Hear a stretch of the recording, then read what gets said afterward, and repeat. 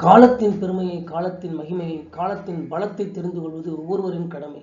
இன்னும் சொல்லப்போனால் ஜோதிடத்தின் மீது நம்பிக்கை கொண்ட அனைவருக்கும் காலத்தின் பலத்தையும் காலத்தின் மகிமையும் தெரிந்து கொள்வதும் அவசியம். அப்படி காலத்தின் மகிமையை, பெருமையை, காலத்தின் பலத்தை சொல்லக்கூடிய சிவபுராணத்தில் வரும் கருத்துக்களை தான் இந்த பதிவின் மூலம் நாம் பார்க்க இருக்கின்றோம். அதை நான் வரிசையாக வாசித்து காட்டுகிறேன். ஞானிகள் சொன்னார்கள், ஒவ்வொரு பொருளும் காலத்தில் தோன்றி காலத்தில் அழிகிறது. காலத்தில் இருந்து சுயாதீனமாக எதுவும் எங்கும் இல்லை. அதன் வாயில் சிக்கிய முழு பிரபஞ்சமும் படைப்பு மற்றும் அழிவின் செயல்பாடுகளின் மூலம் ஒரு சக்கரம் போல் சொல்லுகிறது.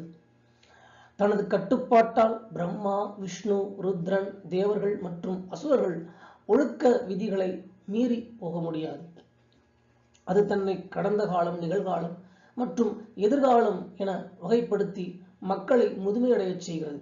இவ்வாறு எல்லாவற்றையும் சுதந்திரமாக ஆதிக்கம் செலுத்துவது.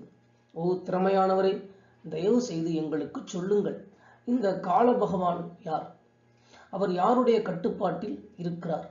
யார் அவருடைய கட்டுப்பாட்டில் வருவதில்லை?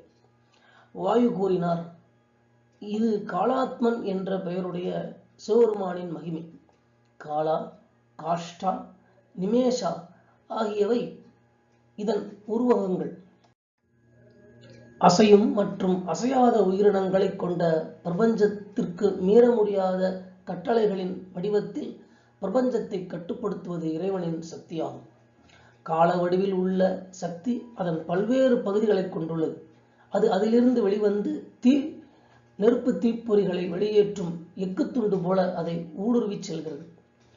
பிரபஞ்சம் காலனின் கட்டுப்பாட்டில் உள்ளது. காலன் பிரபஞ்சத்தின் கட்டுப்பாட்டில் இல்லை. காலன் சிவனின் கட்டுப்பாட்டில் உள்ளது. சிவன் அதன் கட்டுப்பாட்டில் இல்லை. சிவனின் தடையற்ற மகிமை காலத்தில் உறுதியாக நிலைநிறுத்தப்பட்டுள்ளதால் காலத்தின் எல்லை விரிவானது மற்றும் மாற்ற முடியாது. புத்தியின் உதவியுடன் காலத்தை தாண்டி யாரால் செல்ல முடியும்?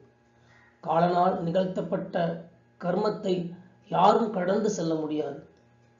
பூமியை தாக்கி ஒரே குடையின் கீழ் ஆட்சி செய்பவர்கள் கூட கரையை மீறி நிரம்பி வழியாத பெருங்கடல்களைப் போல காலத்தை தாண்டி செல்ல முடியாது.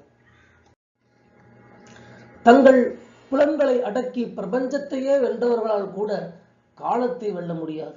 காலமானது அவர்களை மூழ்கடிக்கிறது. மருந்துகளில் நன்கு தேர்ச்சி பெற்ற மருத்துவர்கள் அமுதம் போன்ற மருந்துகளை தந்தாலும் அந்த மருந்துகளை தவறாமல் உட்கொள்வதும் மரணத்தை தடுப்பதில்லை. உண்மையில் அதன் வாழ்வின் காலத்தை மீறி போக முடியாது. தனிப்பட்ட ஆன்மா அதன் மகிமை, அழகு, நடத்தை, வலிமையின்மை, வலிமை மற்றும் வம்சாவளியின் அடிப்படையில் எதையாவது கர்மாவை முன்மொழிகிறது. ஆனால் காலம் என்ற காலம்தான் அதை நிர்வகிக்கிறது. மகிழ்ச்சிகரமான, விரும்பத்தகாத மற்றும் எதிர்பாராத தொடர்புகள் மூலம் காலன் உயிரினங்களை ஒன்றிணைத்து பிரிக்கிறான். ஒருவர் துயரத்தில் இருக்கும் போது மற்றொருவர் மிகவும் மகிழ்ச்சியாக இருப்பார். காலனின் புரிந்து கொள்ள முடியாத இயல்பு உண்மையிலேயே அற்புதமானது. ஒரு பலவீனமான மனிதன் பலமான மனிதனாக மாறுகிறான். ஒரு வலிமையான மனிதன் பலவீனமாகிறான். ஒரு பணக்காரன் செழிப்பை இழக்கிறான். ஒரு ஏழை செழிப்பை அடைகிறான். ஓ மாண்டர்களே, காலனின் வழிகள் அற்புதமானவை. யாரும் காலத்திற்கு முன்பே இறப்பதில்லை அல்லது பிறப்பதில்லை. சரியான நேரத்திற்கு முன்பே யாரும் நன்றாக செழிப்பதில்லை. அதற்கான நேரம் வருவதற்கு முன்பு யாரும் மகிழ்ச்சியாகவோ அல்லது துன்பமாகவோ இருப்பதில்லை. காலமற்ற பொருள் எதுவும் இல்லை. சரியான நேரத்தில் குளிர்ந்த காற்று வீசுகிறது, மழை பெய்கிறது, வெப்பம் தணிந்து எல்லாம் வளரும். காலமே அனைத்தும் பிறப்புகளும் காரணம். தாவரங்கள் சரியான நேரத்தில் வளர்ந்து அழிந்து போகின்றன. உயிர் உலகமும் உயிர் பெறுகிறது. இவ்வாறு காலத்தின் கொள்கையை சரியாக புரிந்து கொள்பவர் அதை தாண்டி காலத்திற்கு அப்பாற்பட்டதை பார்க்கிறார். மகான்களுக்கு நமஸ்காரம். காலன் என்ற அற்புதமான வடிவத்தை கொண்ட சிவனுக்கு நமஸ்காரம். அவர் மீது செல்வாக்கு செலுத்த எந்த காலமும் இல்லை. அவருக்கு அடிமைத்தனமும் இல்லை, விடுதலையும் இல்லை. புருஷனுடனோ பிரகிருதியுடனோ அல்லது பிரபஞ்சத்துடனோ ஒப்பிட முடியாத ஒப்பற்றவர்.